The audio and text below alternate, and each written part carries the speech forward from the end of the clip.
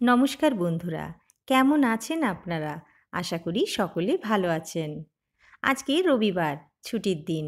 তাই অন্য দিনগুলোর থেকে আজকের দিনটা একটু আলাদা। তাই ভাবলাম আপনাদের সাথে আমার ছুটির দিনের রুটিনটা একটু শেয়ার করি। আশা করি আপনাদের ভালো লাগবে। তাই প্রতিদিনের মতো আজকেও চলে এসেছি ছাদে একটু হাঁটাহাঁটি করব বলে। মেয়েও আমার সঙ্গে সঙ্গ নিয়েছিল। আধ ঘন্টা হাঁটাহাঁটি করার পর সোজা চলে গেলাম নিচে বিছানাটা গুছাবো বলে। বিছানাটা ভালো করে টান টান করে পেতে চলে গেলাম ওয়াশরুমে। প্রতিদিনের মতো আজকেও আমি স্নানটা সেরে নেব সকাল সকাল, কারণ স্নান করা থাকলে পরের কাজগুলো করতে আমার খুবই সুবিধা হয়। স্নান করে বেরিয়ে এসে দেখি হাজব্যান্ড চা করে রেখেছে, তাই চাটাও খেয়ে নিলাম। তারপর চলে গেলাম পুজো করতে। এখানে আমার গোপুসোনার সাথে একটু দেখা করে নিলাম। তারপর সোজা চলে গেলাম ঠাকুর ঘরে।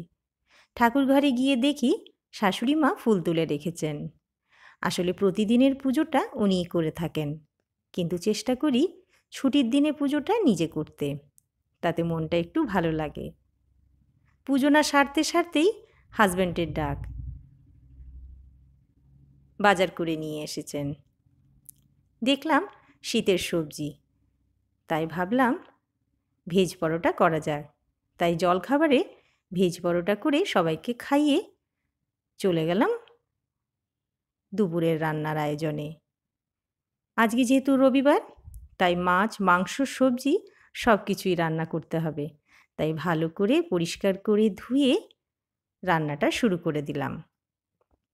সবজিটা অবশ্য আমার শাশুড়ি মাই কেটে দেন, তাতে আমার সুবিধে হয়।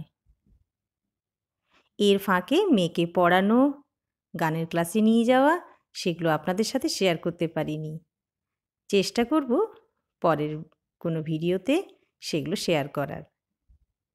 মাংসটা কষাতে কষাতে পাশে একটা গামলাতে জলটা গরম করে রেখেছি, কারণ আমি চেষ্টা করি গরম জল ব্যবহার করতে। তারপর নিরামিষ তরকারিটাও করে নিলাম, করে সকলে মিলে খেয়ে সোজা চলে আসলাম ছাদে। এসে দেখি আমি যে গাছগুলো লাগিয়েছিলাম, এই যে গাঁদা গাছগুলো, দেখুন কি সুন্দর কুঁড়ি ফুটেছে। কয়েকদিন পরেই ফুল ফুটবে। মাটিটা একটু শুকিয়ে গেছে, তাই জল দিয়ে নিলাম। তারপর সন্ধে দিয়ে আমার দিনটা শেষ করলাম। নমস্কার।